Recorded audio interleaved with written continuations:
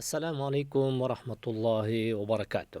Урматтуу биздин Насихат радиосунун угармандары жана Марма телеканалынын угармандары, сиздер менен биз бүгүн тарбия саатында жаңыдан көрүшүп, сиздер менен биз бүгүн буйруса ислам жана ден соолук темасында сөз кылмакчыбыз.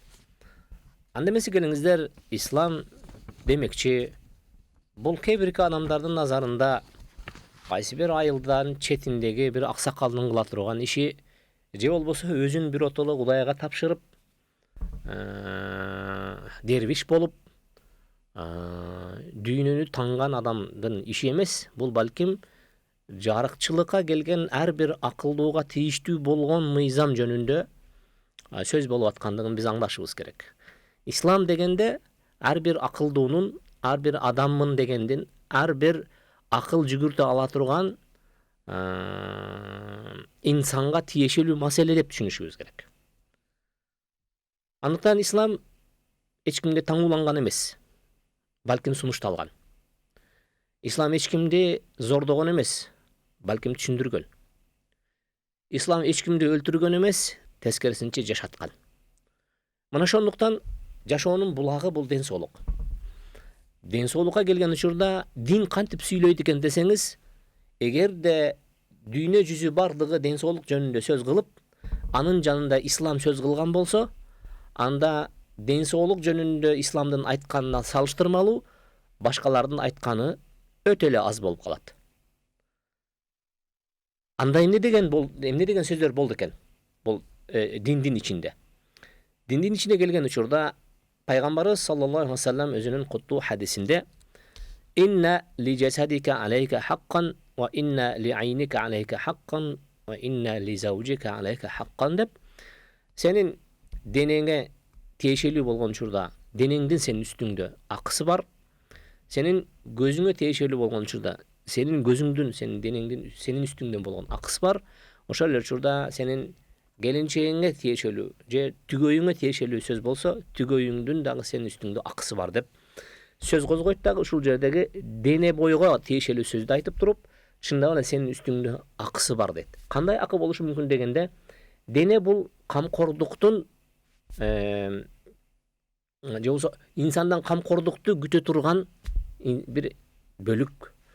Бул денеге камкордук көрбөсөңүз, аны таза кармабасаңыз, аны өстүрбөсөңүз, аны аябасаңыз, анда ал сиздин колуңузда турган ушундай бир жакшы нерсе эртеңки күнү ал бат эле колдон чыгуу коркунучу бар. Мына ошондуктан ислам, биздин динибиз эгерде кам көрсө, ден соолукка кам көрсө, ден соолукту инсандын кайсы бир үзүлгөн бөлүгү эмес, инсандын негизги бөлүгү катары кам көрүү менен, бул ден соолуктун өзүнө кам көрүүнүн өзүн ибадат катары эмне кылат, санайт. Ал эмне дегенде, эгерде ден соолук болсо, инсан Аллага жакындай алат. Ден соолук болсо, ал ибадат кыла алат. Ден соолук болсо, ал өзүнө же өзүн курчап турган башкаларга пайда алып келе алат. А эгерде ден соолук болбой калсачы десек, ал өзүнө да зыян алып келет, өзүн курчап тургандарга да зыян алып келет. Ал эмне дегенде, Пайгамбарыбыз саллаллаху алейхи ва саллям өзүнүн ден соолугуна кандай кам көрчү эле пайгамбар катары десек, Пайгамбар саллаллаху алейхи ва саллям өзүнүн ден соолугуна кам көргөн мезгилде, мына ошол ден соолукка эң алгачкы кам көргөн нерсеси жеп ичкенге келгендеги болгон сарамжалдуулугу. Ашыкча жеген эмес, ашыкча ичкен эмес. Болгондо дагы биз айтып аткан ичкен жеген нерселеси эң катуу шарттын алдында жалаң гана адал болгон. Ар кандай болгон тыюу салынган азыктар эмес, же күмөндүү азыктар эмес, же болбосо уулуу азыктар эмес, бүгүнкү күндөгүдөй болгон ар кандай болгон түшүнүксүз аралашмаларды эмес, ошол табигый таза азыктарды жеген учурда дагы мына ошол нерсени өзүнүн өлчөмүндө же керек болгон деңгээлде гана жеп, ашыкчасын эмне кылган эмес, жеген эмес. Же болбосо керектүү болгон нерсени ичкен учурда дагы керектүү болгон деңгээлде ичип, ашыкчасын ичкен эмес. Бул деген сөз денеге болгон камкордуктун эң зарыл алгачкы кадамы, ден соолукка зарыл болгон өлчөмдө гана азык жеткирүү.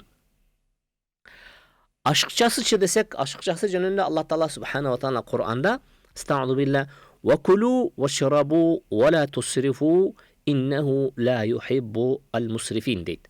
Садакаллахул азим. Аллах Таала субханаху ва таала өзүнүн Куттуу аятында силер ичкиле, силер жегиле, бирок эч качан ысырапкерчиликке барбагыла. Албетте Аллах Таала ысырапкорлорду жакшы көрбөйт деген. Бул жерде Аллах Таала субханаху ва таала жегиле, ичкиле, бирок ысырапкорчулукка барбагыла деп атса, жеп ичкендин эмне ысырапкорчулугу бар деген сөздө көпчүлүк адам жеп тоюп, анан тоюп калгандан кийинки ашып калган нерсени ысырапкорчулук деп түшүнүшөт.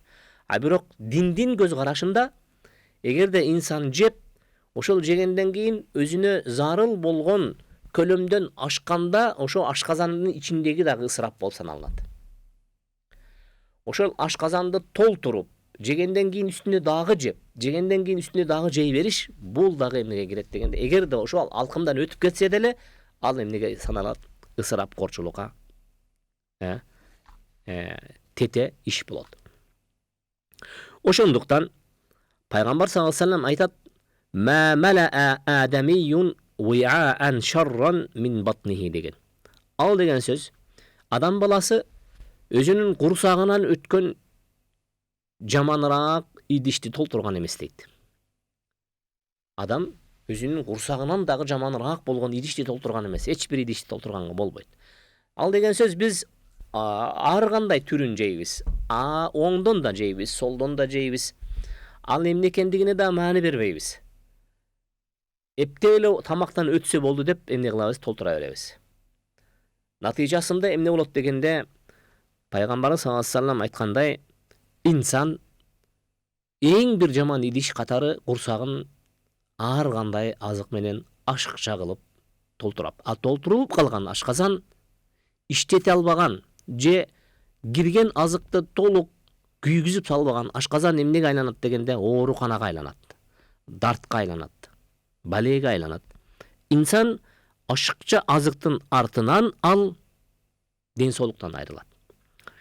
Ошондуктан эгерде мына ошондой болгон чекти кармай албай, такыр арга жок болуп калса, пайгамбар айтат, анда ошол курсакты 3кө бөлгүлө.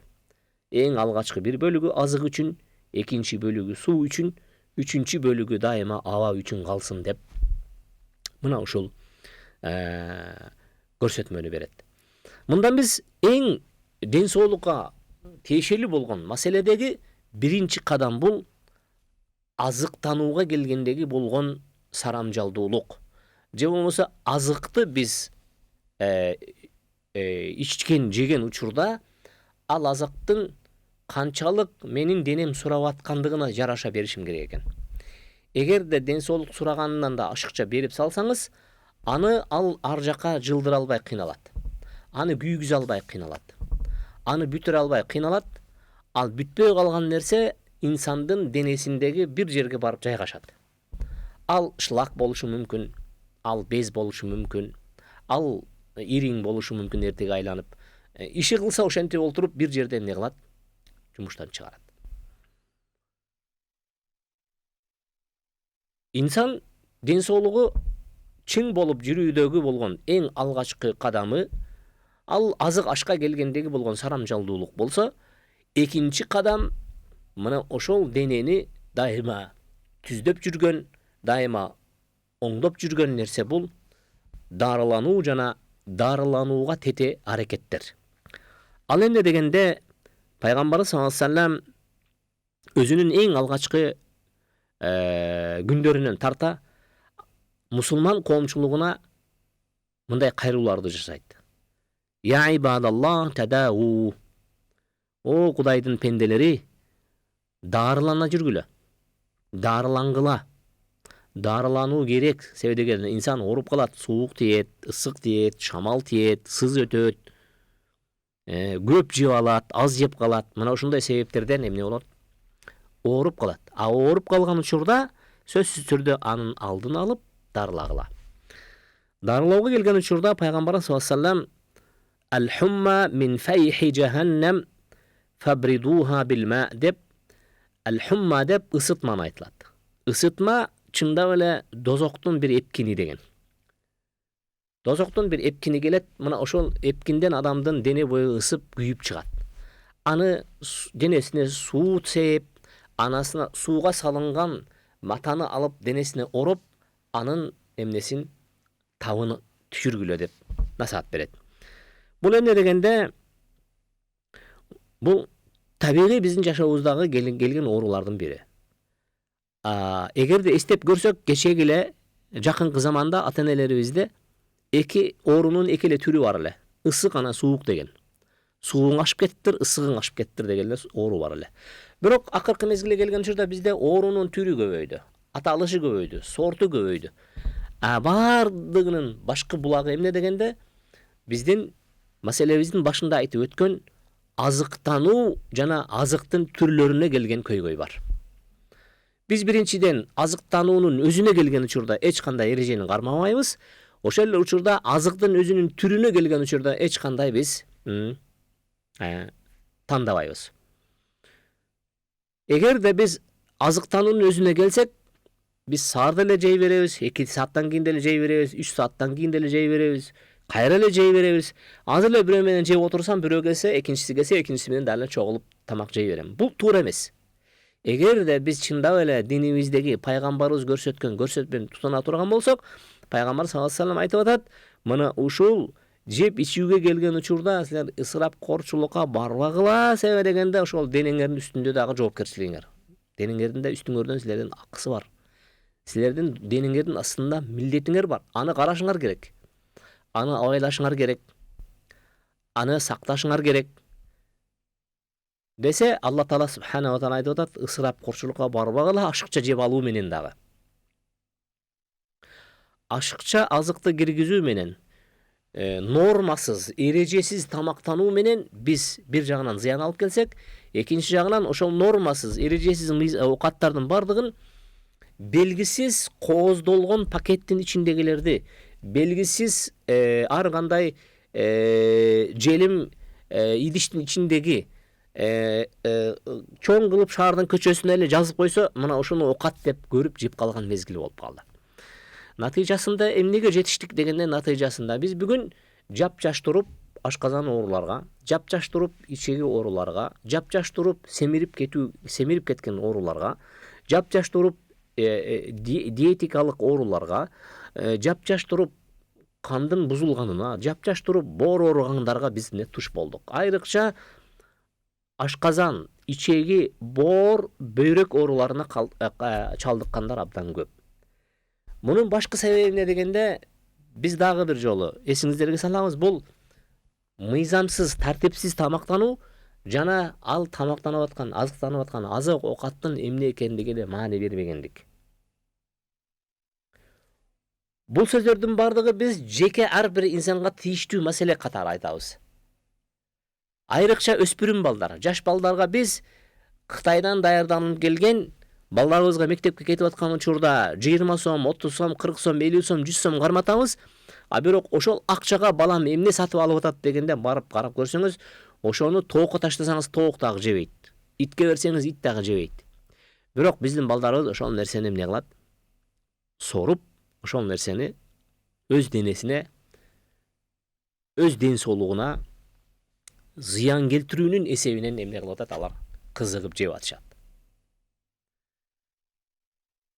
Ал эми инсан ооруйбу десек ооруйт.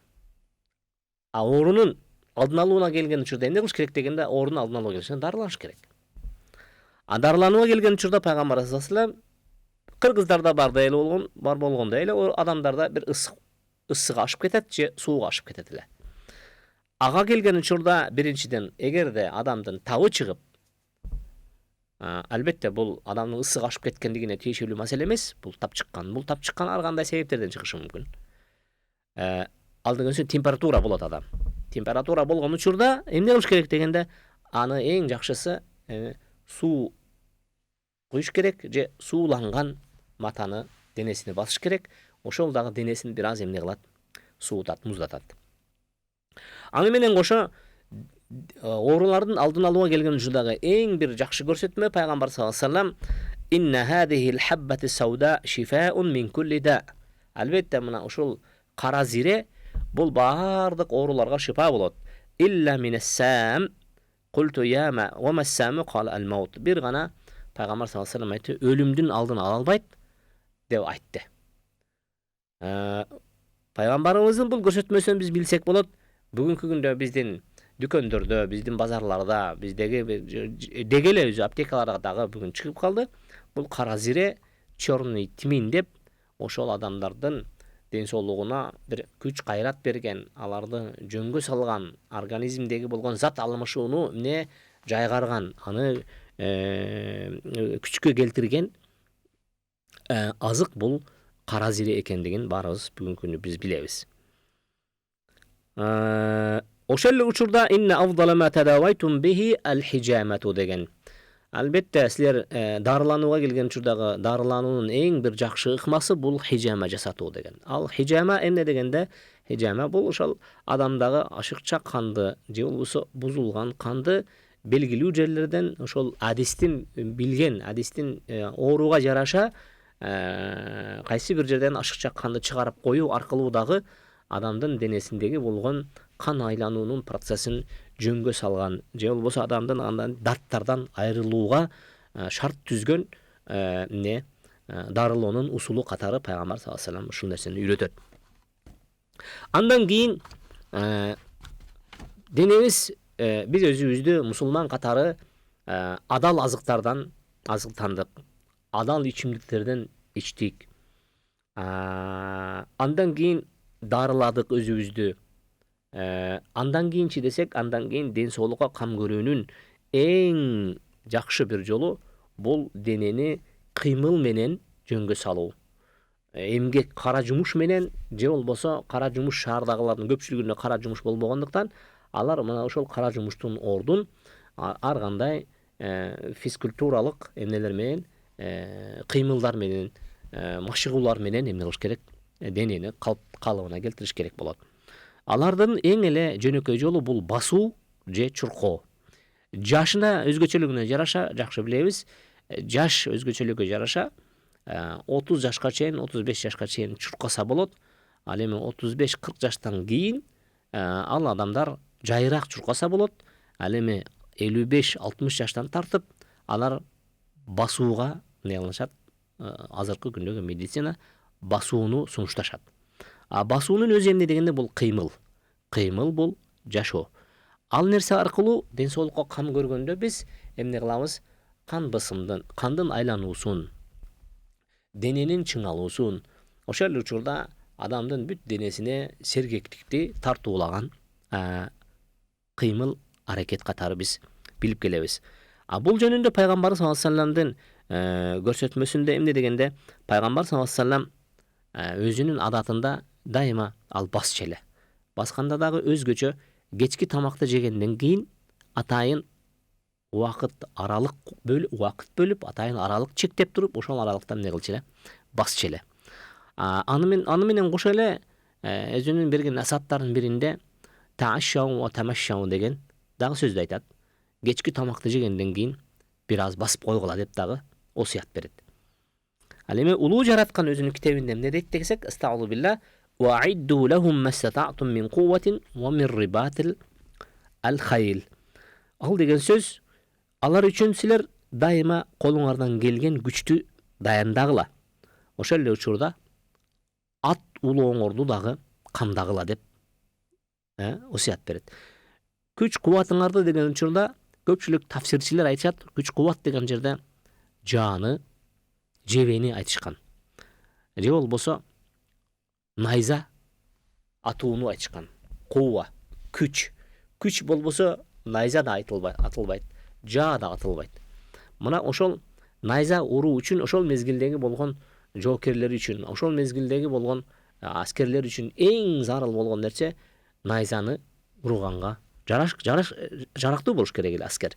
Мына ошондуктан пайгамбар саллаллаху алейхи вассалам алар үчүн силер күч дайындаганда ошол күчүңөр катары эмнени найза урууну жа атууну дагы жөнгө колго алгыла деген. Ошондуктан инсан денесиндеги болгон күчтү өз жайына коюу үчүн же болбосо калыптандыруу үчүн сөзсүз түрдө кыймылга, машыгууга убакыт бөлүш керек. Эгерде кыймылга, машыгууга дайыма маани берип, аны жүзөгө ашырган болсо, анда ал денеде күч, кайрат, дененин өз ордунда кызмат кылуусу жүзөгө ашат. Ошол эле учурда бул маселе эркектерге эле тиешелүү маселе эмес, бул аялдарга да тиешелүү. Аялдар дагы көп кыймылдаганы же кайсы бир кыймылдын түрү менен машыгып, спорттун кайсы бир аялдардын абийирине, аялдык табиятына, аялдардын ахлагына, аялдардын уятына ылайыктуу болгон спорттун түрүн менен машыгуусу бул абдан эле туура болот. Бирок бул машыгуу ден соолуктун булагы болгондуктан мен бардык нерсени четке сүрүп салып туруп, мен машыгышым керек экен деп шымын чечип салып, көйнөгүн чечип салып, жарым жылаңач маймылга окшоп, анан кийин бир элдин астында, эркектердин алдында өзүнүн ден соолугун өйдөгө коюп коюу, бул дагы ал ден соолукка ээ болгону менен эң андан да кымбат болгон ариет, намыс, абийирден айрылып калган учурлар дагы көп кездешет. Ошондуктан аялдардын дагы кыймылы үчүн биз шарт түзүп, аларды дагы кыймылга шык берип, алар дагы эртеңки күнү ден соолугу үчүн кам көрүп калууга биз жардамчы болушубуз керек экен эркектер. Аны менен кошо эле биздин сөз кыла турган маселелердин бири бул аял болгон учурда Айша энебиздин аял болуп туруп пайгамбарыбыз менен кошо жарышып, пайгамбарыбыздын адатта баскан учурунда, өзүнчө чуркаган учурда Айша энебизди дагы кошо алып чыгып, экөө жарышкандай болуп, кээде пайгамбарыбыз аны ашып кетсе, кээде атайлап аны оздуруп коюп, аны сүйүнткөн учурлары дагы тарых беттеринде, тарых баракчаларында жазылып калган. Пайгамбарыбыз саллаллаху алейхи вассалам кээде кызыктырып айтчу эле: Айша, жүр, мени бир чуркаган мезгилде менен озуп кетчи. Эгерде сен оза албасаң, мен сенден озуп кетишим мүмкүн деп аны эмне кылчу эле, дайыма жүгүрүүгө, чуркаганга кызыктырчу эле. Алла Таала мына ушул ден соолукка келген учурда ыйык Кур'анда мындай бир көрсөтмө берет. Ал көрсөтмө кээ бирки жей турган азыктардан, кээ бирки иче турган ичимдиктерден тыйылууну бизге эмне кылат? Буйрук берет. Ал кандай аят менен десек, Алла Таала ва юхиллу лахумут таййибат ва юхарриму алейхимул хабаис. Бул шарият аркылуу адамдарга кээ бирки азыктарды адал кылып берет, жесеңер болот деп. А кээ биркилерине чек коет. Келиңиздер ушул жерге бир аз токтололук. Эгерде биз чындап эле шариятты карап көрсөк, шарият кээ бирки азыктарды бизге тыюу салган. Ал азыктардан эмне дегенде, колдо санап койсо болот. Эң алгачкысы айтайлык чочконун эти. 1. Экинчиси арам өлгөн малдын эти. 2. Союлган малдын каны. 3. Айталык мас кылуучу азыктар, ичимдиктер, суусундуктар жана мас кылуучу түтүндөр. Мына, ушул эле нерседен Алла Таала субхана ва таала бизди тыят. Муну ушул бир колдун салаасы менен санап койсо болот экен. Караңыз. Чочконун эти,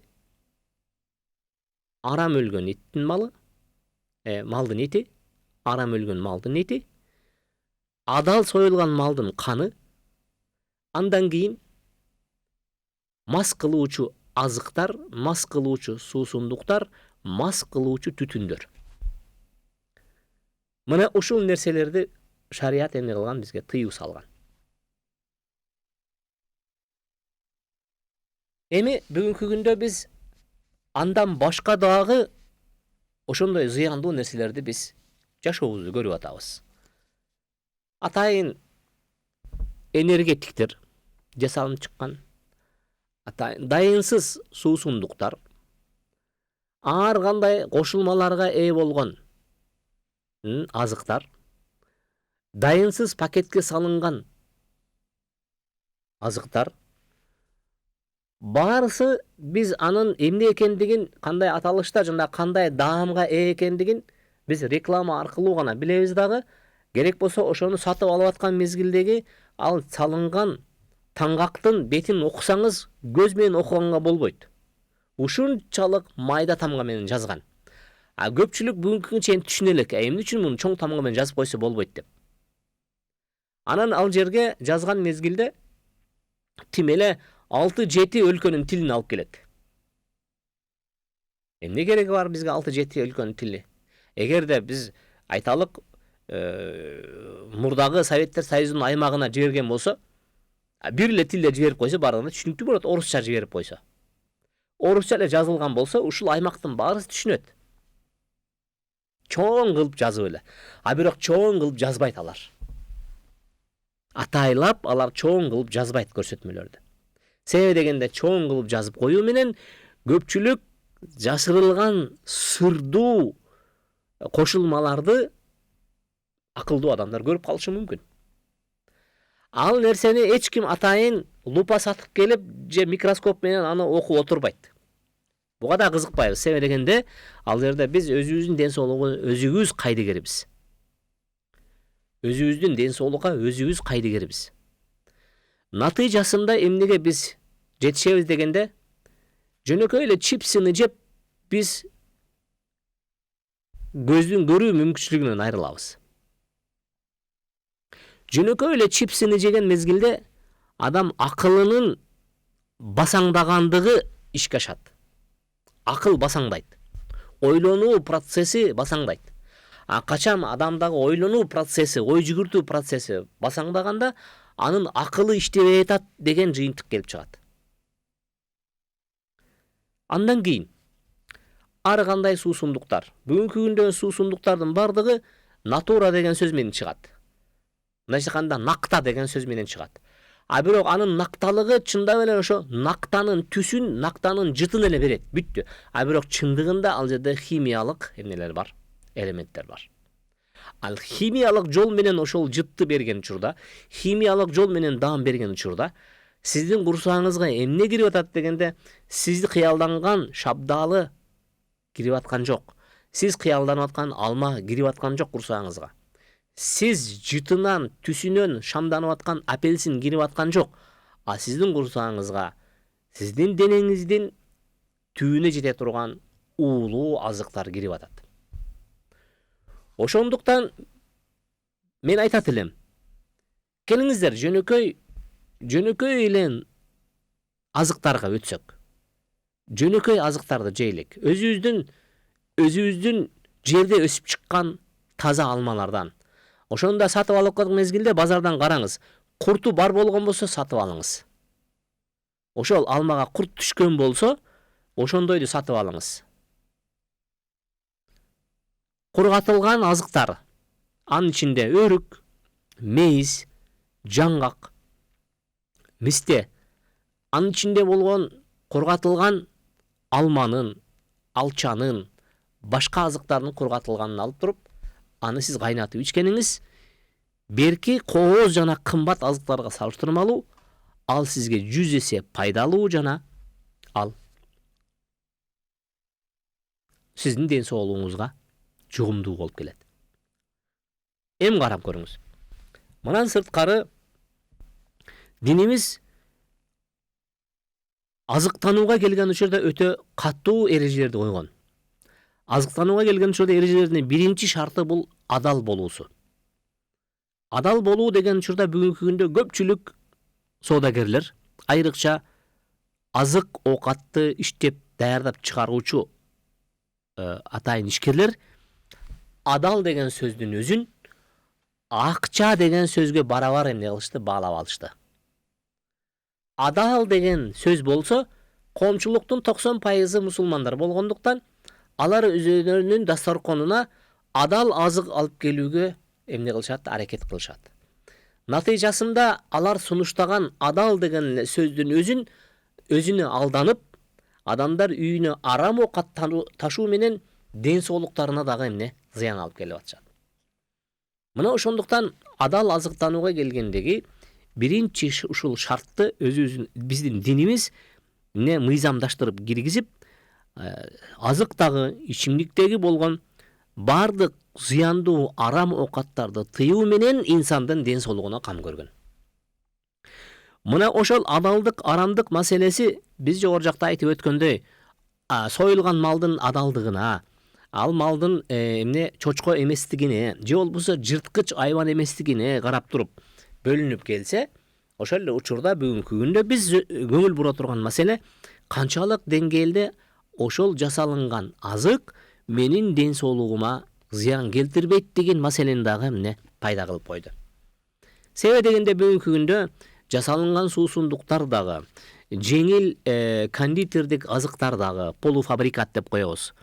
Аны менен кошо керек болсо бүгүнкү күндөгү жасалынып аткан ун жана ун азыктары, мына шулардын баарысы жасалмалууга кирип кеткендиктен акыркы аягы келип туруп, керек болсо бүгүн ошол ар бир нанга кошулуп аткан ачыткы, ошол ачыткы дагы чыныгы ачыткы эмес, ал дагы химиялык жол менен жасалынгандыктан көпчүлүк медициналык кызматкерлер, врачтар мына ушул ачыткыдан баш тартууну сунуштап келишет. Мен адис эмесмин, бирок ошону билип сүйлөгөн адамдарга мен көпчүлүк учурда ишенгим келет. Себеби дегенде алардын айтып атканында кайсы бир Алхамдулилла, кайсы бир чындык бар. Эмне үчүн дегенде атайын лабораториялык, эксперименталдык лабораториялык орундарда чычкандарга ошондой бир тажрыйба жасап көргөн мезгилде, мына ошондой бүгүнкү күндөгү жасалма ачыткынын жана жасалынган чипсалардын, жасалынган жасалма сырлардын кесепеттүү натыйжасын мына ошол келемиштер аркылуу, чычкандар аркылуу бизге эмне көрсөтүп келишет. Андыктан биз бүгүн жеке инсандын ден соолугу жөнүндө сөз кылып, аны улай эле мен сөзүмдүн арасында жалпы элдин ден соолугу жөнүндө дагы кеп козгосом болбойт. Себеби дегенде акыркы күндөрү соц тармактарда, маалымат айдыңында биздин саламаттык сактоо министрлиги биздеги өспүрүм кыздарыбыздын ден соолугуна кам көргөн киши болуп, алардагы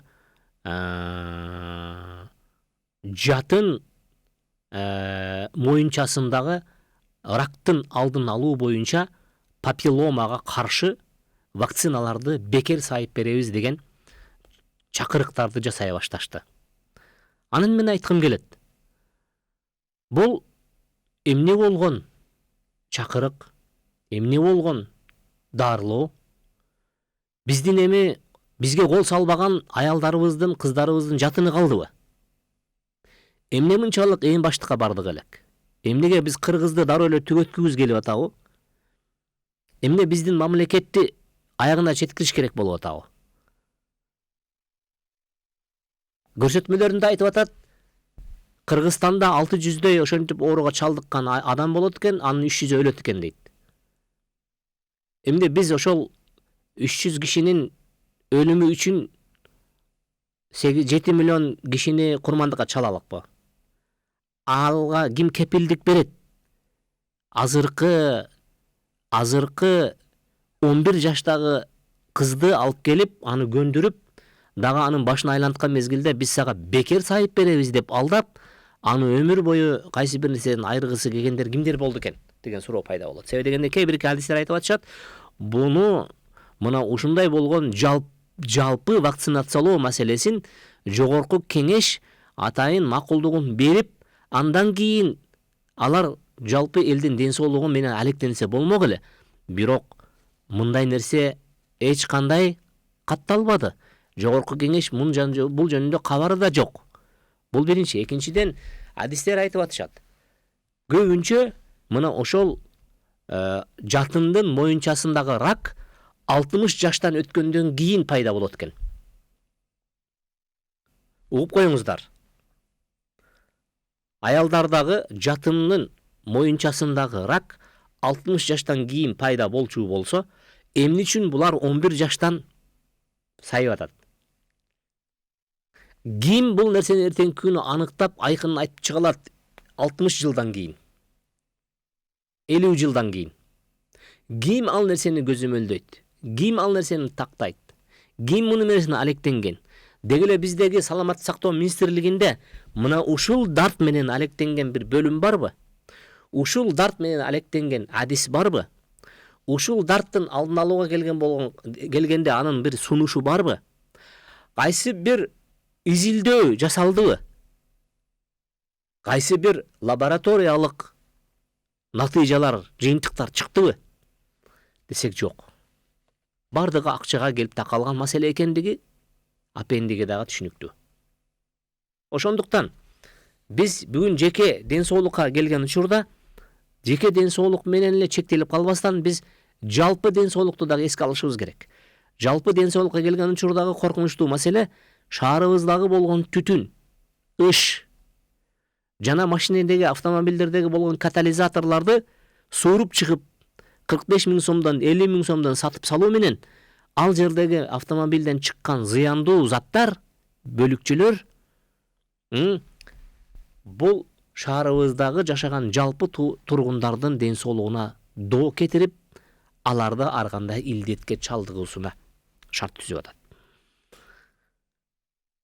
Чынлап келген учурда биз мусулман катары жеке ден соолугубузга кандай кам көрсөк, биздин жалпы ден соолугубузга дагы ошончолук кыжаалатпыз, ошого кам көрсөк деген ойдобуз. Ал эми жоопкерчилик кимге калат деген учурда, жоопкерчилик ошол ишти алып аткан адамдардын мойнунда калат. Бул дүйнөдө да, ахиретте дагы. Бул дүйнөдөгү жеген оокатыңа дагы жооп бересиң. Бул дүйнөдөгү кылып аткан ишиңе жооп бересиң. Бул дүйнөдө жасаган кылмышыңа жооп бересиң. Бул дүйнөдө канча адамга зыян алып келип коюуга шарт түзсөң, ошол деңгээлде сен алгачкылардан болуп сен жооп бересиң. А бирок баары бир эле адамдардагы болгон тандоо өзүндө кала берет. Вакцинация бул тандоонун жумушу. Мажбурлоо менен болбойт. Ким өзүн ошол оорудан сактап каламын десе, өзгөчө жатынга тиешелүү маселе. Жатын маселеси ал жеке кишинин маселеси. Ага эч кимдин кийлигиштиги жок. Ал эч кимге бир аял экинчи аялга жуктуруп кое албайт. Ар ким өз ден соолугуна жооп берет. А мен болсо айтат элем, жатынга башка бирөөнү жакындатпагыла. Айнайын апалар. Ананайын апалар. Кыздарыңарга насаат кеңеш бергиле.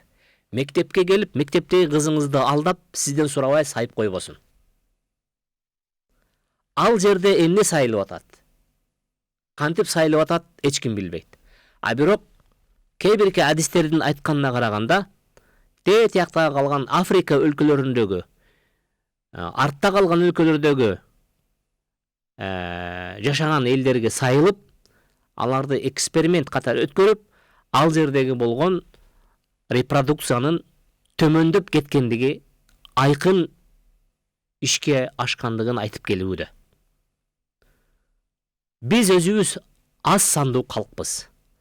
Аз сандуу калкты мындай болгон түнүксүз вакциналар менен дагы азайтуунун кадамына жол бербешибиз керек. Аны менен кошо, бүгүнкү күндөгү биздин ушул көйгөйдө бүгүнкү күндө коомчулукта чоң сөз көтөрүлүп атат. Соц тармактарда сөз толуп атат. Адамдар бул нерсеге нааразы экендигин билдирип атат. Мен ушул берүү аркылуу балким кайсы бир эл өкүлдөрүнө кабар жетип калса, кайсы бир биздин элибиздин келечегин ойлогон азаматтарга жеткен болсо, мен ойлойм бул маселени жогорку кеңештин деңгээлине кайрадан көтөрүп, ошол жогорку кеңештен ушул сайылып аткан вакцинанын эмне экендигинин айкын чындыгына жетип, андан кийин бул маселени кайра карап чыгууга мен сунуш берет элем. Себеби дегенде бул жекелик маселе. Бул адам репродукциясы, бул ар бир улуттун, ар бир өлкөнүн эң бир аярлуу жери. Жатындан өлкө турат. Жатындан улут турат. Жатын ал эч ким кийлигишпей турган жер. Бирок мен таң калып атам. Эмне себептен башка бирөөлөр келип алып туруп, биздин аялдарыбыздын, кыздарыбыздын жатынына ээлик кылыш керек алар. Ооруп калгандар дарыласын. Аларды катуу текшерсин. Ооруп баштаган мезгилде алдын алып, аны эмне аман сактап калганды колго алсын.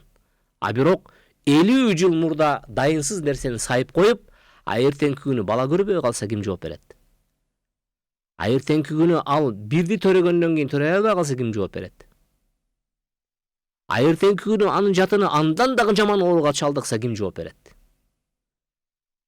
Силер акчага кызыгып, урматтуу министрлик, урматтуу саламатты сактоо министри, жана министрликтегилер, жана ушул долбоорду алып келген дүйнө корлор, силер ойлонгула. Биз билебиз, силер азыр бекер саябыз деп атканыңар менен бу жалпы элдин мойнундагы акчага сайылып атат, билип койгула. Жалпы журт дагы билсин. Бул эч качан башка бирөөлөр бизге бекер алып келип берген эмес, алып келип бербейт дагы. А бирок биз эл төлөйбүз ошол нерсени. Эмне үчүн төлөйбүз эгерде эртеңки күnkү жөнүндө эч нерсени дайын билбесек? Эртеңки күнү кыздарыбыз бала төрөй албай калса эмне? Кыргыздын түгөнгөндүгү үчүн акча төлөйбүзбү биз? Мамлекеттин жок болуп кеткендиги үчүн, же болбосо мамлекеттин жок болуп кетиши үчүн акча төлөйбүзбү биз? Анчалык акмакчылыкка бизди түртпөгүлө. Мен дагы бир жолу кайрылам. Биздин эл өкүлдөрү, жогорку кеңеш бул маселеге кайрадан назар салып бериңиздер. Ден соолук маселесине келген учурда, чындап эле бүгүн ар бир ата-эне сергек болбосок, ар бир коомдун мүчөсү сергек болбосок, биякта оңдо, солдо, капталда дүнүйөгө 10 тыйынга сенин дүнүйөңдү да акыретиңди сатып кетүүгө даяр шылуундар турат.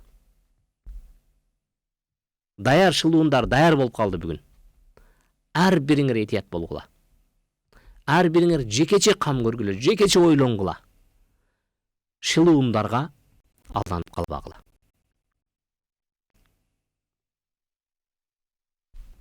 Ден соолукка тиешелүү маселеге келгенде, бүгүнкү күндө ар бир киши жекече кам көрүүнүн эң жакшы аргаларынын бири бул орозо кармоо. Орозо кармоо бул дарылануунун эң күчтүү жолу жана эң ишеничтүү жолу. Эмне үчүн дегенде, орозо менен сиз бирдемкени жеп дарыланбайсыз. Бүгүнкү күндө дарылануунун түрлөрү көп. Дары ичет, суюктук ичет, укол сайдырат, иши кылса эле бирдемкени бул жерден өткөрүш керек болот. А бирок шарияттын эң жакшы дарылоо жолу бул ушул жерден эчтеке өткөрбөй дарылоо. А бул чындап эле эң ишеничтүү жол. Себеби дегенде мен эч бир күмөндүү нерсени бул жака кетирбейм. Керек болсо бүгүнкү күндөгү капсулада жасалынып келген кичинекей дарылар дагы эч ким билбейт. Ал сыртта жазылган жазууну эле көрүп туруп жута беребиз. А бирок ал жак киргенден кийин эмне иш кылып аткандыгын деле биз түшүнбөйбүз. Балким мен денемдеги болгон бардык клеткаларды уктатып койгондуктан, ал жердеги оорулуу клеткадагы, соо клеткадагы уктап калгандыктан, оору кичине бир аз басыңдап, мен айыгып калгандай элес калтырып коюшу мүмкүн. Мындай нерселерге мен алданбашым керек. Ишеничтүү дарылануунун жолу бул ушул жерден эчтеке өткөрбөй коюп дарылан. Мына ошол учурда ден соолукту улуу жараткан учурда, тургузган учурда, түптөгөн учурда ал өзүнөн өзү күчүнө келип калыптана турган кылып жараткан. Аны сырттан бирдемкени берип, аны эмне кылбашыбыз керек? Бузбашыбыз керек. Аны калыптанып калууга, өзүнө келип калууга биз шарт түзүп коюшубуз керек. Эмне аркылуу? Азыкты жибербей коюу аркылуу. Качан сиз суу да бербей, азык да бербей койгон учурда организм өзү эмне кылат? Өзүнүн ыңгайлуу жолуна, өзүнүн ыңгайлуу ритмине өзү келет. Пайгамбар саллаллаху алейхи вассалам мына ушул жол аркылуу бир да жолу ооруган эмес. bir da jolu болгон эмес. Ооруса дагы оорунун жөнөкөй түрлөрүнө ысытма чыгып, кайра кайтып, бир аз кайтып, кайра өзүнө келип, мына ушундай эле оору. А бирок бүгүнкүдөй бизге окшоп оорунун белгисиз түрлөрү менен ооруп, оорунун кайсы бир дайыны жок аталыштарына кабылып, анын натыйжасында өзүбүздү өзүбүз курмандыкка чалбайлык дейт элем. Ошондуктан бул биздин бүгүнкү берүүбүз аркылуу түшүнүктүү болгон маселе. Эгерде биз баарын тартибинен карап көрө турган болсок, эң алгачкысын биз айттык. Бул эмне дедик? Бул денебиздеги болгон, биздин үстүбүздөн болгон денебиздин акысын туура берүү. Ал эмне дегенде тамак, азыкка келген учурда, тамактанууга келген учурда өз өлчөмүндө гана жеш. Биз кыргыздар чоң чыныдан экини ичмейинче алымсынбайбыз. А бирок ошол эки чынычалык жумуш кылдымбы деп суроо беришим керек. Мен эки чыны ичкидей, мен жумуш кылдымбы? Эгерде ошого ылайык жумуш кылсам, ал маселе жок. А бирок мен үйдө жатып алып, дивандан турбаймын. Эң көтөргөн оор нерсем бул телевизордун пульту, же болбосо колумдагы телефон. Эң оор нерсе көтөргөнүм. Анан башка иш кылбаймын, а бирок ичкен тамагым 3 чыны тамак. Бул эмне дегенде бул зыян. Ичкенде дагы ашыкча эле бирдемкеле кызылын алып кел, сарысын алып кел, күрөңүн алып кел, коласын алып кел, фантасын алып кел деп иче берген дагы бул зыян. Андан кийинки маселе бул эмне дегенде ичкен жегендеги болгон ысырапкорчулукту токтотуу менен кошо бул алдын ала дарылоо. Ар кандай сыноо келип калса, эң жакшысы эмне ысытма чыккан учурда жөн гана суу менен муздак нерсе тартып, нымдашкан мата тартып, ошентип гана тапты түшүрүү. Анан кийин ден соолукту чыңдап туруш үчүн кара зиреден ичип туруу, же болбосо адам хижама жасатып ашыкча канды бошотуп чыгарып туруу. Аны менен кошо денеге күч кайрат тартуулаш үчүн, аны сергек кармаш үчүн аны дайыма таза кармоо, дайыма жуунуп туруу жана дайыма аны кыймылга салып, кайсы бир спорттун түрү менен дененин жана сиздеги болгон жаш өзгөчөлүгүңүзгө ылайык болгон машыгуунун түрү менен алектенишиңиз керек. Аны менен кошо биз айттык, тамактарды туура азыктарды же пайдалуу азыктарды менен азыктануу.